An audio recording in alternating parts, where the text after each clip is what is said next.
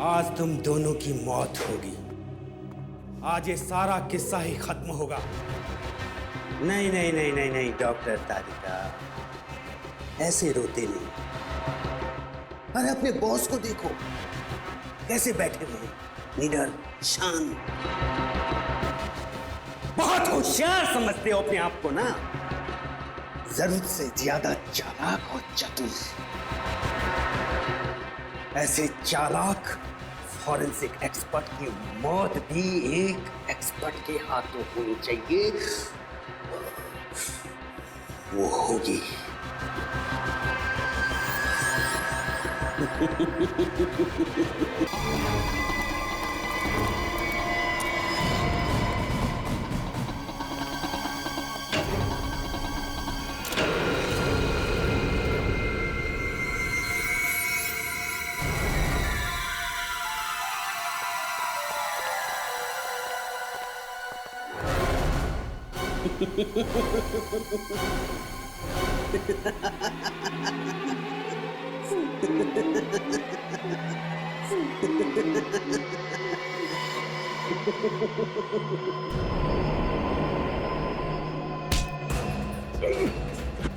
Injection मुझे दे दो तुषार। हर किसी नहीं, सीआईडी मुझे जिंदा कभी नहीं पकड़ सकती है। मैं ये इंजेक्शन खुद इंजेक्ट करूंगा। नहीं नहीं।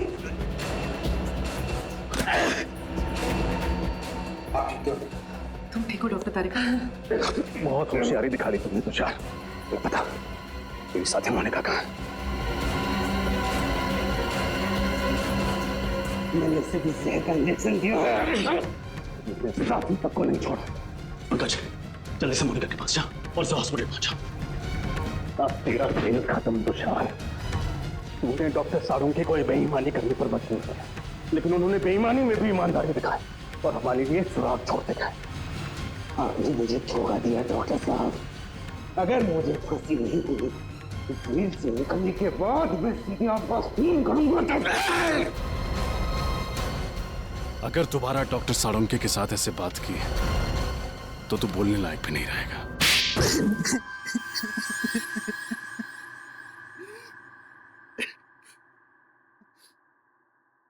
कितनी मेहनत से मैंने ये पूरा प्लान तैयार किया था।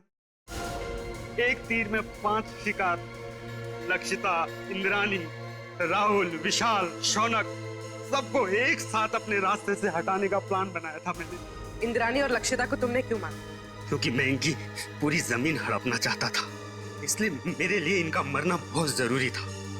मैंने इन्हें इस तरीके से मारा कि इनके खून के इल्जाम में ये तीनों फंस जाएं और इन्हें फांसी की सजा हो जाए। क्योंकि इन तीनों ने लक्षिता और इंद्राणी को जान से मारने की धमकी दी थी, इसलिए सबको यही लगता कि खून इन तीनों ने किए। लेकिन इस सब में डॉक्टर साळुंके को क्यों फंसाया तुमने? क्योंकि सीआईडी डॉक्टर साळुंके पर बहुत भरोसा करती है। उनकी फॉरेंसिक रिपोर्ट के आधार पर केस की तहकीकात आगे बढ़ाती है। यहाँ तक कि अदालत में फॉरेंसिक रिपोर्ट को बहुत महत्व दिया जाता है। इसलिए मैंने डॉक्टर साळुंके को गलत फॉरेंसिक रिपोर्ट बनाने के लिए मजबूर किया।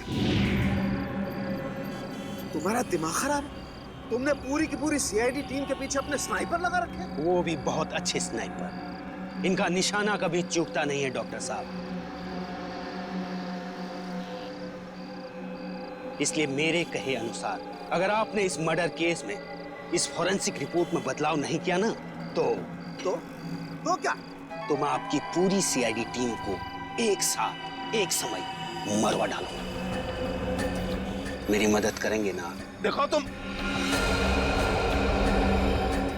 आप मेरी मदद करेंगे। अगर आपने एक भी सीआईडी ऑफिसर को इन्फॉर्म करने की कोशिश की ना तो मैं पूरी की पूरी सीआईडी टीम को खत्म कर दूंगा। जरा सोचिए डॉक्टर साहब, 16 साल पुराने आपके दोस्त और सीआईडी टीम, इन सब की मौत के जिम्मेदार आप होंगे। आप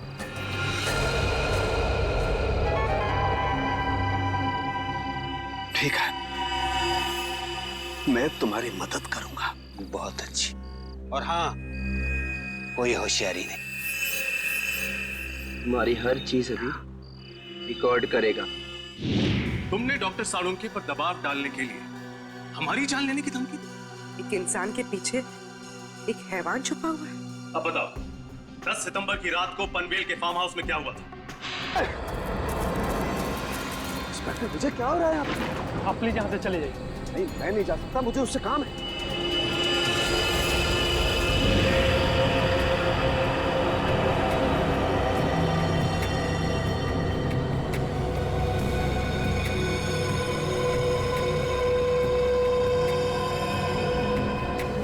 अब क्या करें सर? सीआईडी को फोन करना पड़ेगा।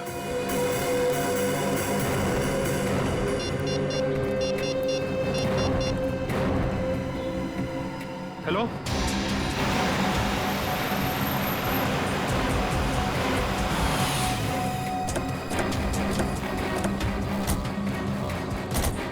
Hello sir.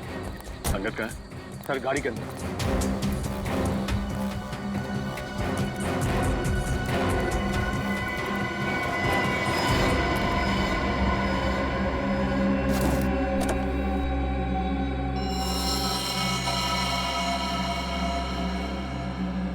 एक ही बार में गले की नस काट दी है।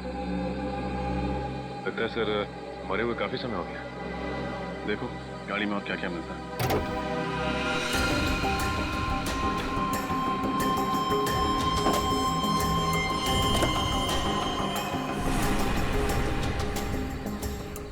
सर यहाँ ये और गाड़ी की पिछली सीट पे खून के धब्बे।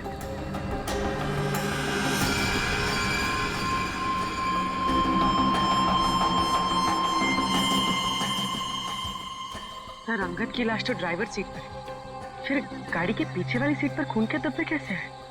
हाँ पूर्वी, ये बात तो है।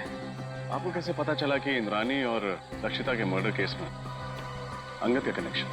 दरअसल बात यह है सर कि 10 सितंबर की रात को मैंने इस आदमी को डॉक्टर सलूंके के साथ देखा। तभी जिंदा था। वो 10 सितंबर की रात हम जेल से फरार दो कैदी टीकू और डब्बू का पीछा करते हुए वाड़ी चौक पहुंचे। वो हम पर लगातार फायर कर रहे थे। वहाँ पार्क की हुई एक गाड़ी के पीछे से भागते हुए वो जंगल में छिप गए।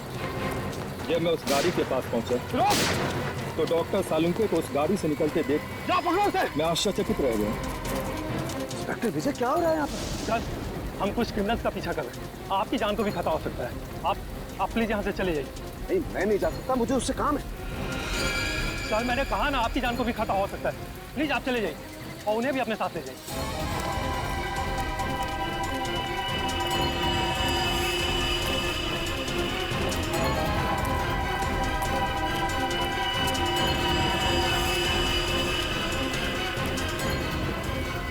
10 सितंबर को आपने डॉक्टर साळुंके को अंगद के साथ देखा था। 10 सितंबर को तो इंद्राणी और लक्षिता का खून हुआ था।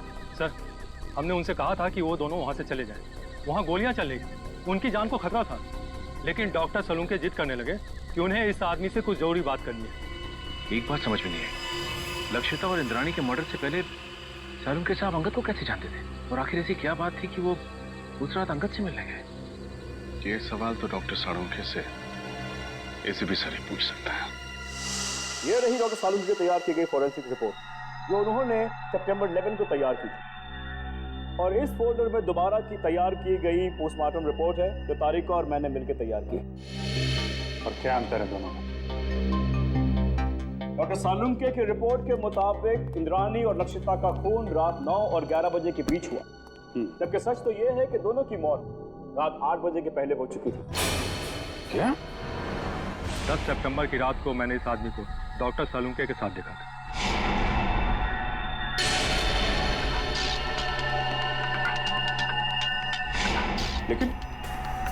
लेकिन डॉक्टर सालुंके ऐसी गलती कैसे कर सकते हैं? मुझे भी हैरानी हो रही है अभी। और तो और लाश के ऊपर जो बुलेट वुंड थे, उसकी साइज भी उन्होंने गलत लिखी थी। असली घाव तो इससे काफी छोटे थे। नहीं, सालुंके साहब ऐसी गलती कर ही नहीं सकते। कहीं ऐसा तो नहीं कि आप लोगों के हाथों से कोई गलती हुई हो? इसकी कोई गुंजाइश नहीं, हमने रीचेक किया था। एक बार पोस्टमार्टम हो चुका है, क्या दूसरी बार किया हुआ पोस्टमार्टम रिपोर्ट सही होता है? You are right officer.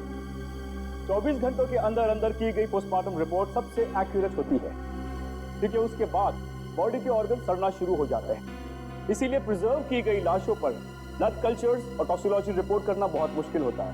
पर तो लक्षिता और इंद्राणी को मरे हुए तो 5 दिन हो गए। You are right officer. Doctor Tarika ने घाव के वीडियोस और फोटोज तब लिए थे जब घाव ताजे थे। इसे दोबारा ऑटोप्सी करने में हमें बहुत हेल्प मिली। डॉक्टर तारिका, आपने ये सब मैंने इसलिए किया अभिजीत, मुझे डॉक्टर सालुंके पर शक हो रहा था। वो पोस्टमार्टम ठीक से नहीं कर रहे।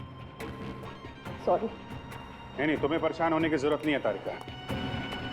तुम सिर्फ अपनी ड्यूटी कर रही थी, डॉक्टर साळुंखे के साथ गद्दारी नहीं। और क्या जो डॉक्टर साळुंखे ने अपनी रिपोर्ट में नहीं लिखा है या गलत लिखा है डॉक्टर समीर?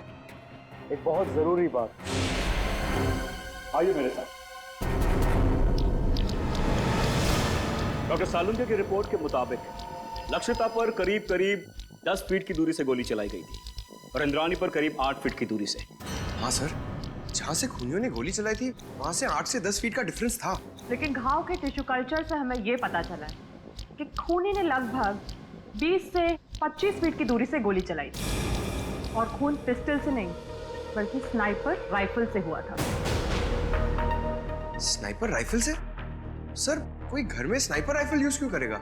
और वैसे भी विशाल, शौनक और राहुल ने कहा था कि उन्होंने पिस्टल इस्तेमाल की थी और सर्चिंग के टाइम हमें कोई राइफल मिली भी नहीं थी।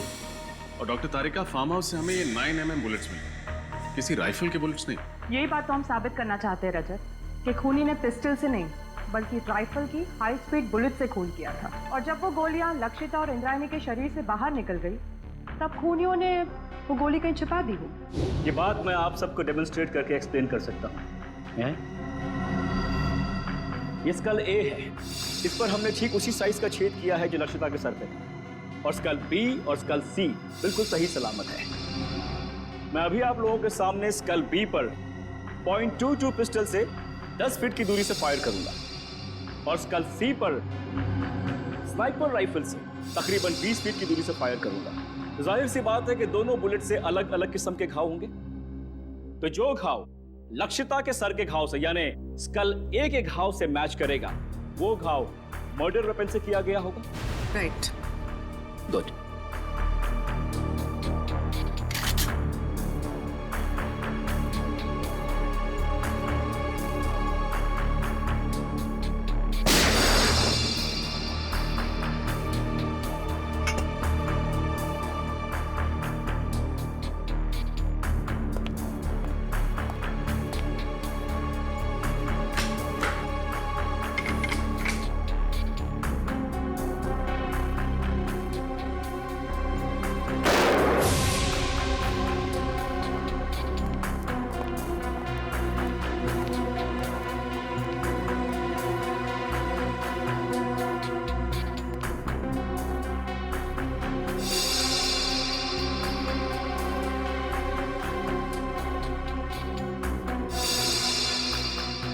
कहना बिल्कुल सही है सर, दोनों का खून राइफल से ही किया गया। हाई स्पीड बुलेट से जो घाव स्कल पर हुआ है वही घाव लक्षिता के सर पर भी था। विश्वास नहीं हो रहा है साळुंखे साहब ने इतना बड़ा झूठ बोला हमसे। विशाल, शौनक और राहुल को लेकर आओ, उन्हें फार्म हाउस लेके चलते हैं, देखते हैं एग्जैक्टली वहां पे क्या हुआ था।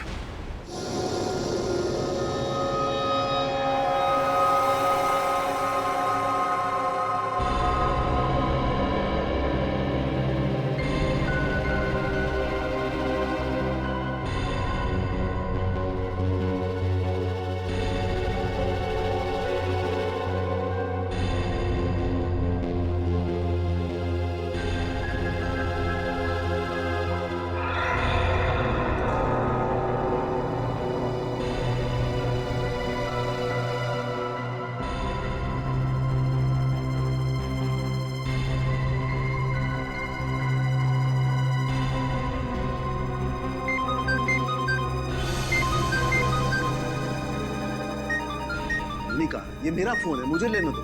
डॉक्टर साळुंखे, आप शांत हो जाइए। अगर आप इतना चिल्लाएंगे तो आपका बीपी हाई हो जाएगा। Private number?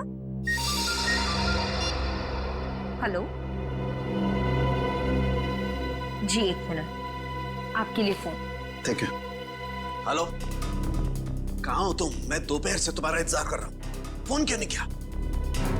देखो, हाँ मुझे याद है सब कुछ, दोहराने की जरूरत नहीं है। आ रहा हूं मैं वहां पर।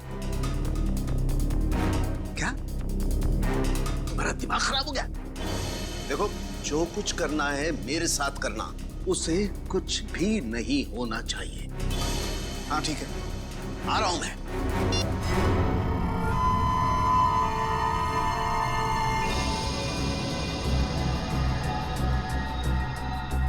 लक्षिता और इंद्राणी यहां सोफे पे बैठे हुए थे।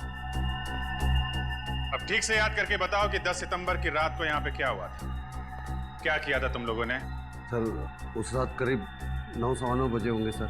हम लोग पिस्तौल लेके जैसे ही फार्म हाउस के बाहर पहुंचे, यहाँ कोई वॉचमैन नहीं था। सर, हमने तय किया था कि हम पहले दोनों को शांति से समझाएंगे, अगर वो नहीं मानेंगी तो फिर उन पर गोली चलाएंगे। तो फिर तुमने उन्हें समझाने की कोशिश की?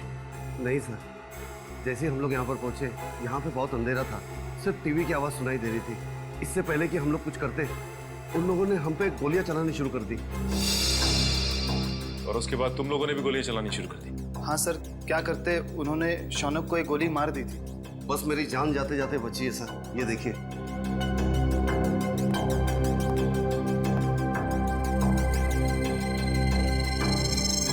जब तुम्हें ये गोली लगी तो तुम कहाँ खड़े थे? यहाँ सर,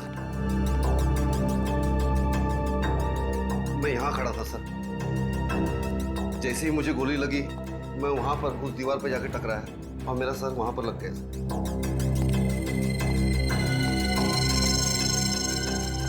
यहाँ पे गोली लगी तो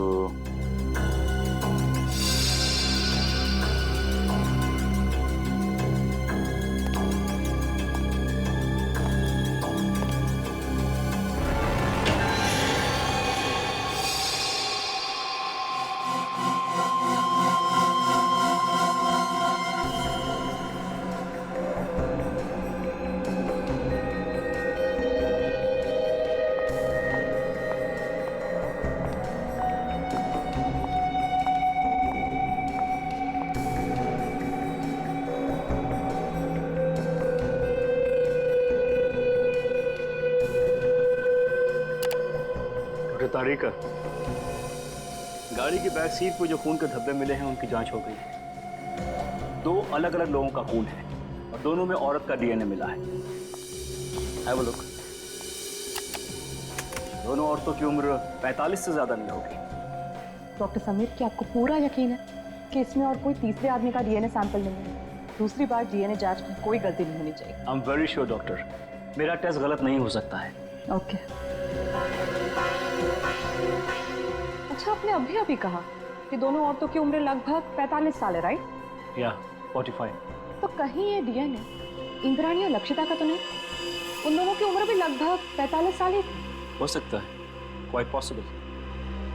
लेकिन ये कंफर्म करने के लिए उन दोनों औरतों के डीएनए से इस खून के डीएनए को मैच करना होगा। इन तीनों की बातों से और डॉक्टर समीर और तारिका की फॉरेंसिक रिपोर्ट से साफ साफ पता चलता है यहाँ पे सारा चक्रव्यूह जानबूझ के रचा गया है। Yes sir. अगर ये तीनों दरवाजे से ही गोली चला के भाग गए तो फिर शौनक का खून लक्षिता के शरीर के पास कैसे मिला? और सर, अगर दोनों यहाँ बैठी थी तो हमें इंद्राणी की लाश यहाँ नीचे कैसे मिली? हो सकता है गोली लगने के बाद वो वहां से उठ के भागी और यहाँ पे गिर पड़ी। और इस दीवार पे गोलियां कहां से चलाई गई? और तो और इन तीनों लोगों की उंगलियों के निशान इस घर में कहां से आए? अंगद, ये सारी कारीगरी उस अंगद की है। उसी ने इन तीनों की उंगलियों के निशान और ब्लड सैंपल यहाँ पे प्लांट किए हैं। और सर, अगर इंद्राणी और लक्षिता ने गोलियां चलाई होती तो हमें गन्स भी मिलती। गन्स तो हमें मिली नहीं है। करेक्ट। और सबसे बड़ी बात यह है कि गोली अगर दरवाजे की तरफ से चलती तो घाव सर के पीछे की तरफ होता है, सामने या साइड में नहीं। अब तो साफ हो गया है, डॉक्टर सालुंखे ने जानबूझ के गलत रिपोर्ट बनाई है ताकि हम इन तीनों पे शक करें। मगर सर, डॉक्टर सालुंखे ऐसा करेंगे क्यों? अब ये बात तो डॉक्टर सालुंखे ही बता सकते हैं और डॉक्टर साहब गायब हैं। समझ में नहीं आता ये सालुंखे अजीब हरकतें क्यों कर रहा है?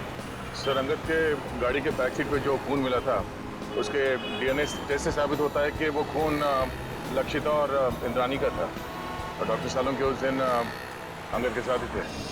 सालुंखे से बहुत सारे सवाल पूछने हैं, बहुत सारे सवाल हैं। फोन लगा रहा हूँ लेकिन फोन लग नहीं रहा है उसका। सर डॉक्टर सालुंके तो अपना फोन 24 घंटे ऑन रखते हैं और उनकी आदत है कि वो तुरंत फोन रिसीव करते हैं। लेकिन सर जब हम उनके घर उस दिन गए थे तो उन्हें पता भी नहीं था कि उनका फोन है कहाँ। हेलो, पता लग गया अंगद और सालुंके साहब ने सबसे ज्यादा फोन किस नंबर पे किए थे? हाँ, मैं नोट करता हूँ। पूर्वी फोन दो। सर। हाँ बोलिए। Okay, thank you sir. Salunke साहब ने 10 सितंबर को अंगद के साथ 15 बार फोन पे बात की थी और हर बार उनकी फोन का लोकेशन वाड़ी और पनवेल के बीच था। अंगद को 15 बार फोन किया है, फोन वाड़ी और पनवेल के बीच में। सर ये अंगद किसी प्राइवेट नंबर से फोन पे बात कर रहा था, इसीलिए उसका मोबाइल फोन ट्रेस नहीं हो पाया। और 15 सितंबर को रात 9 बजे सालुंके साहब का मोबाइल शादीन मॉल के पास ट्रेस किया गया है। शादीन मॉल? सर डॉक्टर तारिका से मिलने के बाद अभिजीत और मैं वहाँ डिनर के लिए गए थे और इसी मॉल के पार्किंग लॉट में सर मुझे गाड़ी के विंडशील्ड पे चॉकलेट के पेपर पे लिखा हुआ वो सुराग मिला था और उसी सुराग के जरिए हम लोग होटल रेड सेंट्रल के कमरा नंबर 111 तक पहुंचे। सर इसका मतलब डॉक्टर सालुंके ने आपकी गाड़ी पर वो सुराग हमारे लिए छोड़ा था। सर मतलब डॉक्टर सालुंके हमारी मदद करना चाहते हैं। पहले ये सालुंके काम बिगाड़ता है और फिर सुधारने के लिए हमारी मदद भी कर रहा है। वाह, सालुंके को तो सच्चाई बतानी ही पड़ेगी। सच्चाई बतानी पड़ेगी सालुंके को।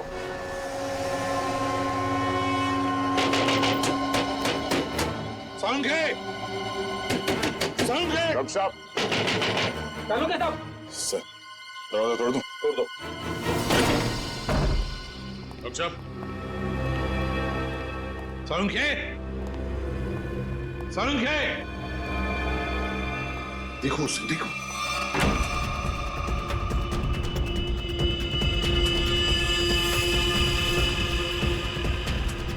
अबे पकिया, उठ, सीआईडी वाले आगे। सालुंके! डॉक्टर साहब! डॉक्टर साहब!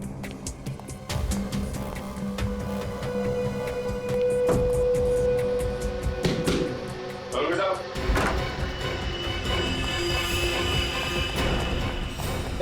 रुक जा! Salunke sir, Salunke sir.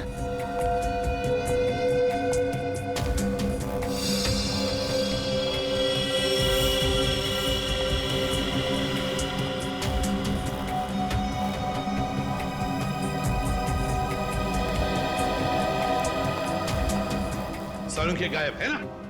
क्या शक था मुझे यही होगा। सर ये क्या है? सालुंके का पुराना शौक लकड़ी के मॉडल्स बनाना।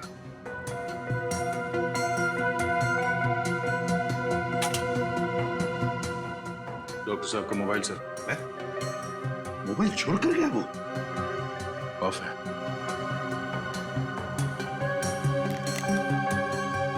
सर इसमें ना तो बैटरी है ना सिम कार्ड। बैटरी भी नहीं, सिम कार्ड भी नहीं। सर सालुंके सर तो कहीं नहीं, मगर अंदर के कमरे में काफी सारे मॉनिटर्स का सेटअप लगा है। CCTV monitor. CCTV monitors?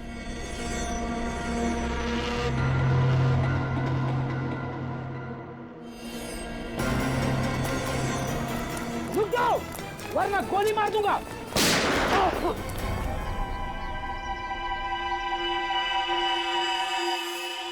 बच गया। बच गया। लेकिन अब नहीं बचोगे बच्चू।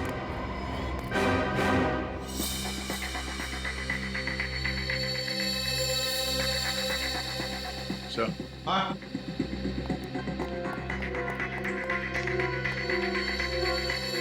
ये देखिए सर, खुफिया कैमरा। लगता है कोई डॉक्टर सालुंके के ऊपर नजर रखे हुए था। सर और ये मोनिका भी कहीं दिखाई नहीं दे रही।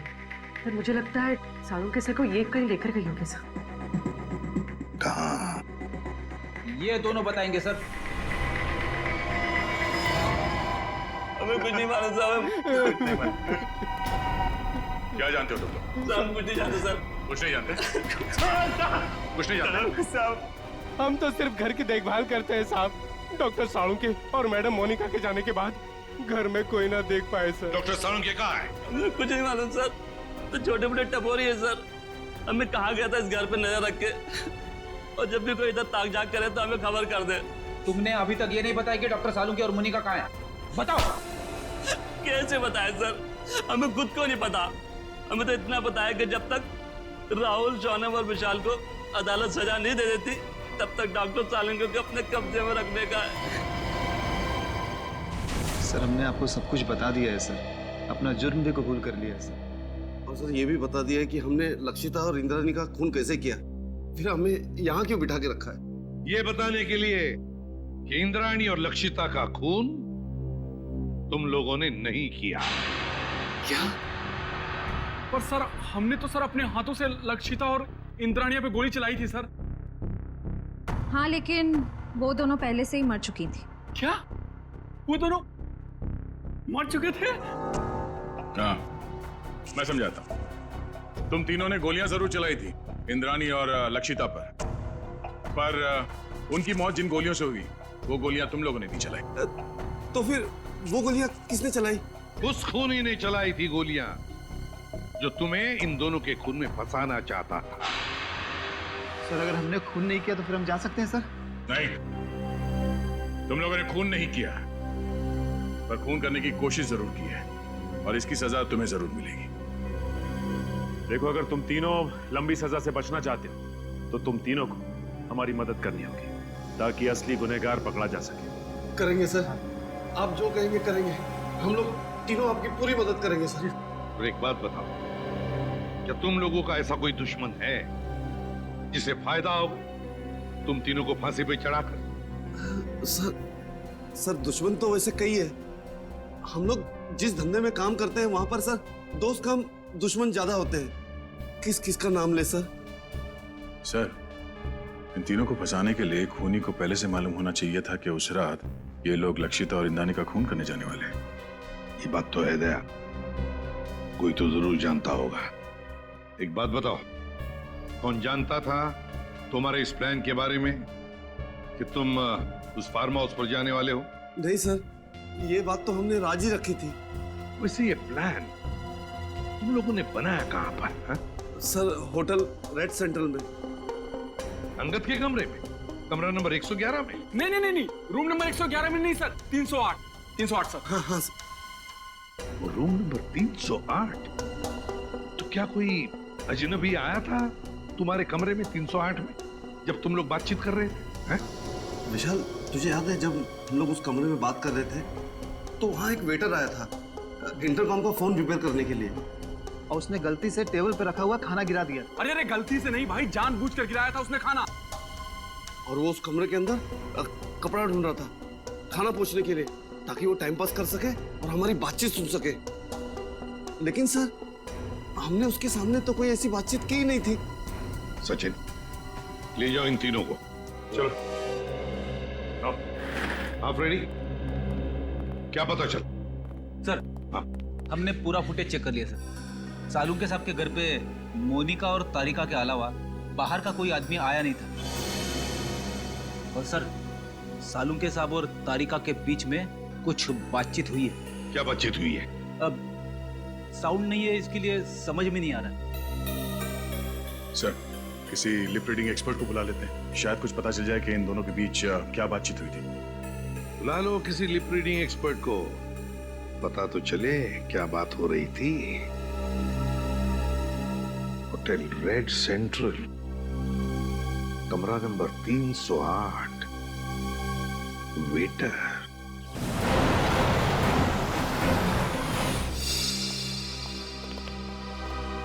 हेलो सर, आप लोग फिर से यहाँ? हमें कमरा नंबर 308 दिखाओ, जहाँ पे शौनक, विशाल और राहुल ठहरे थे सितंबर 10 को। क्यों, क्या हुआ? क्यों क्या बात नहीं, पहले चाबी दो और उस वेटर अमित को बुला।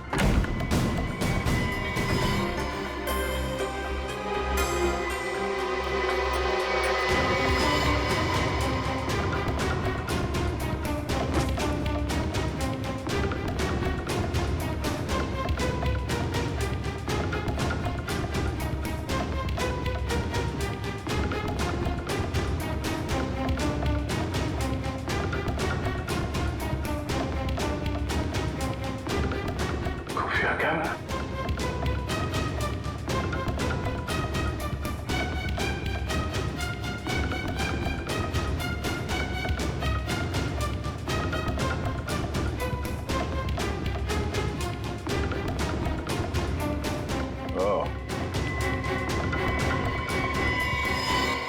ये देखो खुफिया कैमरा और ये बग। इन चीजों के जरिए खूनी शौनक और उसके साथियों का प्लान सुन रहा था। सर अमित आ गया। आइए अमित जी आइए। हाँ बैठ बैठ इधर। तूने लगा था ना ये कैमरा और ये बग इस कमरे में, हाँ, ताकि तुम विशाल, शौनक और राहुल की बातें सुन सको। क्यों? नहीं सर, मैंने कोई बग नहीं लगाया सर, मैंने कोई बग नहीं लगाया सर। देख सच बोल, वो बग हमें मिल चुका है, समझा? बात यहीं पे बताएगा या कहीं और ले चले तुझे?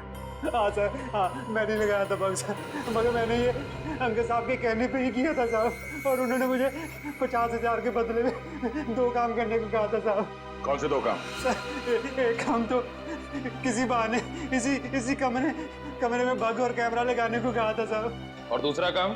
दूसरा काम लक्षिता और इंद्राणी मैडम को इस होटल के बाहर किसी इलाके में छोड़ने को कहा था साहब। कब की बात है ये 10 सितंबर शाम को 6:45 बजे के आसपास का टाइम था सर। 10 सितंबर। चल अभी वो जगह दिखा जहाँ पे तुमने लक्षिता और इंद्राणी को छोड़ा था। चल चल।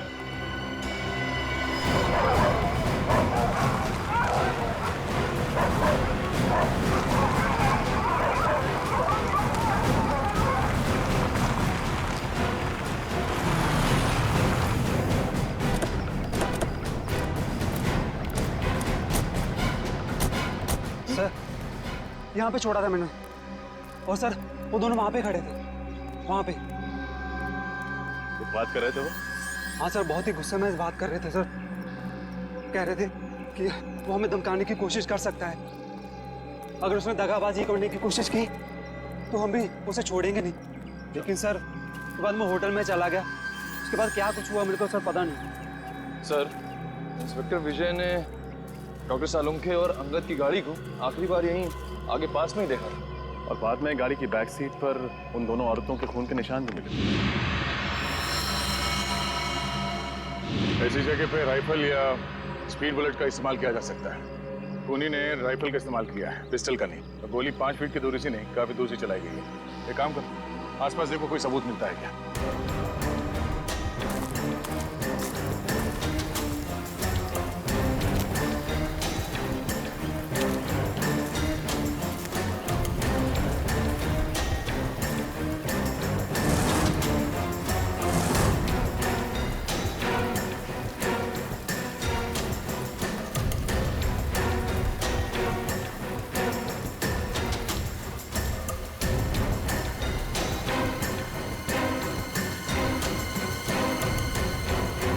तो गोली और इस पे खून भी लगा हुआ है।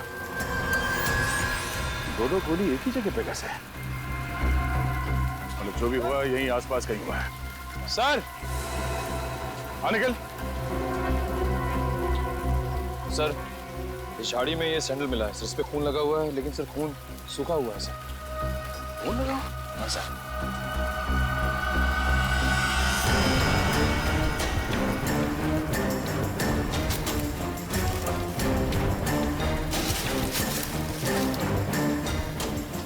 सर ये तो लक्षिता मैडम का बैग है, ये अच्छी तरह से याद है। उस दिन होटल में वो यही बैग लेकर आई थी। लक्षिता मैडम का बैग?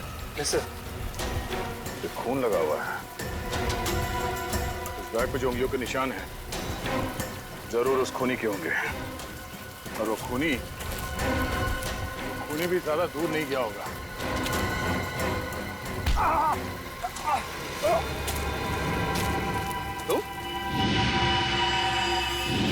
तो लक्षिता के फार्म हाउस के रखवाले हैं? तुम यहाँ क्या कर रहे हो? साहब मुझे माफ कर दो साहब, मैंने कोई खून नहीं किया साहब, मुझे तो आपके ऊपर नजर रखने के लिए कहा गया था साहब। सच बता, तूने झूठी गवाही क्यों दी? हमें पता चल चुका है कि तूने फार्म हाउस में कोई खून होते हुए देखा ही नहीं है, क्योंकि तुम्हारी लक्षिता मैडम और इंद्राणी मैडम, उन दोनों की मौत 7:30 बजे हुई और यहाँ पे। साहब मुझे छोड़ दो साहब, मुझे अंकल साहब ने बोला था ऐसा करने के लिए साहब। अंगद मर चुका है। मुझे कोई दूसरा आदमी फोन करके काम करने के लिए कहता था साहब। कौन है वो? मुझे नहीं पता साहब, कौन है वो? वो कभी सामने नहीं आया साहब, वो हमेशा मुझे फोन पे बोलता था सर। मगर अब उसे सामने आना ही होगा। चल चल।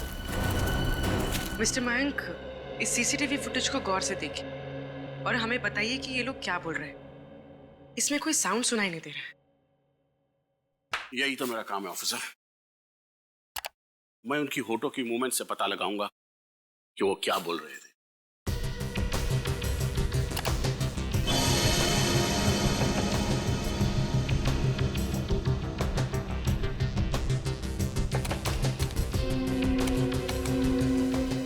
ACP sir,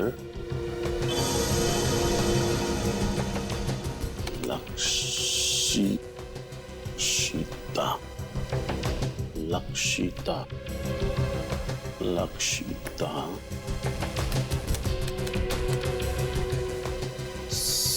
CID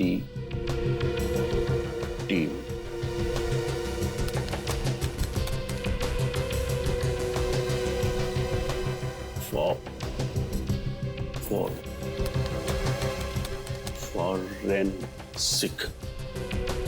forensic. Abhijeet, उस प्लॉट पर से जो पर्स मिला, उस पर जो उंगलियों के निशान है वो खूनी के ही हैं। सर ये खूनी बहुत चालाक है। काम होने के बाद अपने आदमियों को भी मार डालता है। अंगद के अलावा किसी और को कुछ मालूम नहीं था उसके बारे में, इसलिए लक्षिता और इंद्राणी को मारने के बाद उसने अंगद का भी खून कर दिया। और इसीलिए अभिजीत, मुझे साळुंखे की चिंता हो रही है। उसकी भी जान को खतरा हो सकता है। समझ में नहीं आता गया कहाँ।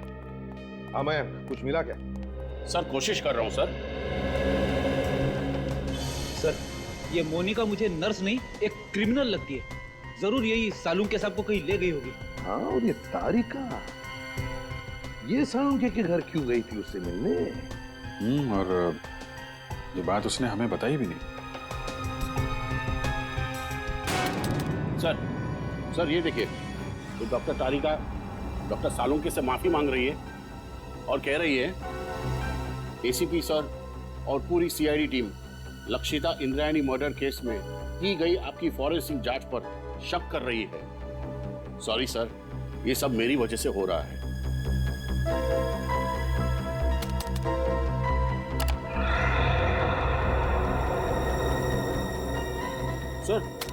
सर ये भी देखिए, डॉक्टर सालुंखे किसी के साथ फोन पर गुस्से में बात कर रहे हैं और कह रहे हैं जो करना है मेरे साथ करो, उस लड़की को कुछ नहीं होना चाहिए, मैं आ रहा हूं। उस लड़की को जाने दो। है कौन ये लड़की अभिजीत, जिसे साळुंखे बचाने की कोशिश कर रहा और फिर खुद गायब हो गया? कहां गायब हो गया ये साळुंखे? ये सारा चक्कर क्या है?